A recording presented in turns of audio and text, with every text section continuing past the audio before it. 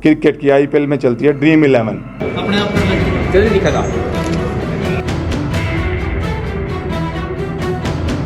जिसमें सट्टा लगाता था। तो इसको सट्टे की बड़ी लत थी। इससे पहले इंक्वायरी में हमारी ये भी बात आई कि इसने बीच में जब पैसे हो गए थे ज़्यादा, इसका मतलब देनदारी बढ़ गई थी, तो ये इसने अपनी एक ज़मीन भी बेची है।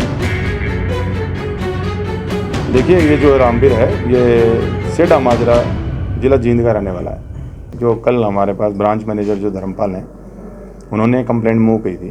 कल एक व्यक्ति जिसका नाम है सुरेश, वो 21 तारीख को जो नोच ब्रांच है पीएनबी की, वहाँ पर उन्होंने 1.5 लाख रुपए पैसे जमा करवाए थे।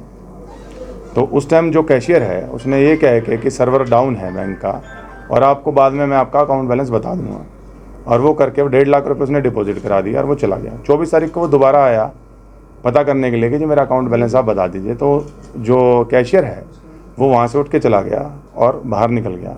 तो उसने जब अपना अकाउंट बैलेंस चेक कराया तो वो जो वो पैसे थे वो उसके अकाउंट में डिपॉजिट नहीं हुए थे। तो उसने अलार्म रेज़ किया और ये सारा वाक़या जो है, जो ब्रांच मैनेजर हैं जिन्होंने उसी दिन ज्वाइन किया था धर्मपाल गिल ने, उनको ये वाक़या पूरा का पूरा बताया। तो ब्रांच मैनेजर ने जब इसकी वेरिफिकेशन कराई, इंटरनल वेरिफिकेशन, तो उनको पता चला कि काफ़ी अकाउंट्स हैं जिनमें कि पैसे जमा नहीं करवाए गए।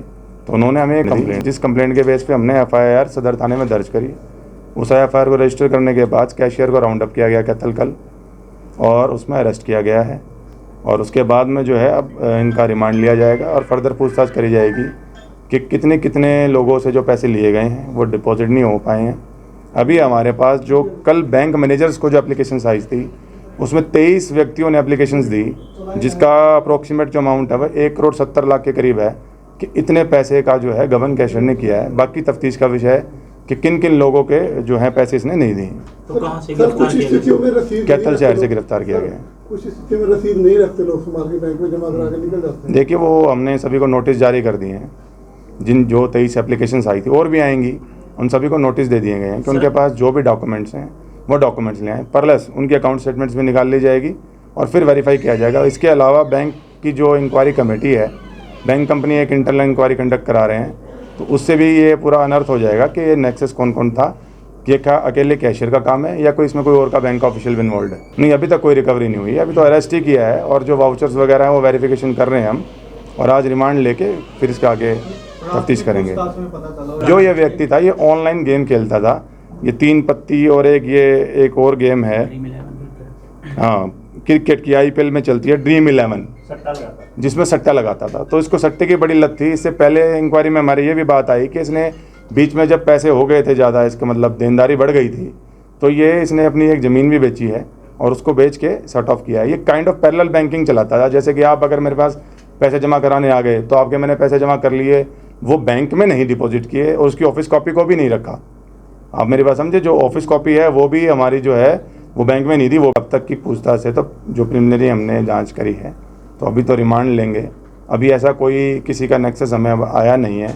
वो तो हम स्टैंडर्ड ऑपरेटिंग प्रोसीजर हमने रिक्वेजिशन किया हुआ है बैंक से कि जो पैसे डिपॉजिट होते हैं और जो एग्जिट होते हैं उनके SOPs क्या हैं, उसके आधार पर आगे कार्रवाई की जाएगी। अभी कुछ पता चलो कब से कर रहा था सर? देखिए उसने जो बताया वो बताया कि करीब 1-1.5 साल से कर रहा था इस काम।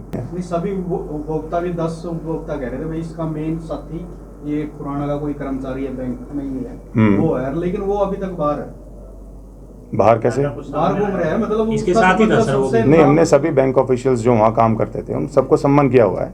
सभी को इंक्वायरी ज्वाइन कराई जाएगी। अगर किसी का रोल आएगा तो विल टेक एक्शन। तो क्रिमिनल हिस्ट्री भी कोई है? नहीं, इसकी कोई क्रिमिनल हिस्ट्री। सर लोग कैसे बचे हैं इस तरह के अपराधों से? देखिए ये जो रामवीर है ये सेठा माजरा जिला जींद का रहने वाला है। सर कैसे बचे इस तरह के फ्रॉड से? बैंक में तो भरोसा होता है।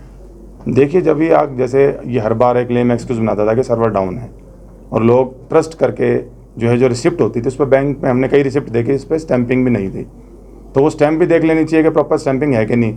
और उससे जो सीनियर ऑफिशियल है वहाँ जाके भी अपना बैलेंस चेक कर सकते हैं। या अगर आपके जो रजिस्टर्ड मोबाइल नंबर है, जैसे आप 1.5 लाख रुपए जमा कराने गए फॉर एग्जांपल, तो आपने जैसे ही पैसे जमा कराए तो आपको मैसेज आता है। अगर मैसेज नहीं आ रहा है इसका मतलब है कि आपके पैसे जमा नहीं हो रहे हैं। या वो तो हमें नहीं पता अब क्या हुआ क्या नहीं। वो लोग इंटरनेट बैंकिंग यूज़ करते थे क्या, उनके मोबाइल रजिस्टर्ड थे कि नहीं, वो तो तफ्तीश कर नहीं, उन्होंने इस बारे में इंक्वायरी नहीं करी है। तो आपने पूछा तो मैंने बता दिया कि इस तरीके से विजिलेंट रह सकते हैं। ठीक है, थैंक यू।